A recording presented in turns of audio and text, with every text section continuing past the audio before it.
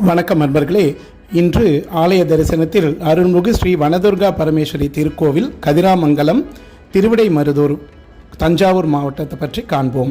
இந்த பழமையான ஆலயத்தின் கருவறையில் இடது திருக்கரம் இடுப்பில் வைத்தபடியும் வலது திருக்கரம் சற்றே சாய்ந்த நிலையில் அபயஹஸ்தம் மற்றும் வரத முத்திரையுடன் சாந்த சொரூபினியான திருமுகத்துடன் நின்ற திருக்கோலத்தில் அருள்பாலிக்கும் ஸ்ரீ வனதுர்கா பரமேஸ்வரி அம்பிகையை காண பரவசம்.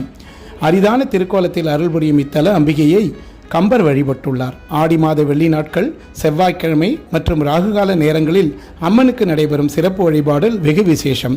ராகு பகவான் சிவபூஜை செய்வதற்காக தினமும் இத்தல வனதுர்கையை வணங்கியதாக கூறப்படுகிறது. தற்போது அரூபமாக வணங்குவதாகவும் கூறப்படுகிறது. ராகுதோஷ பரிகால ஸ்தலமாகும். ராகுதோஷம் உள்ளவர்கள் இத்தல துர்கையம்மனை உளபார வழிபடுதல் ராகுவின் தீய விளைவுகள் நீங்கிடும் என்பது நம்பிக்கை.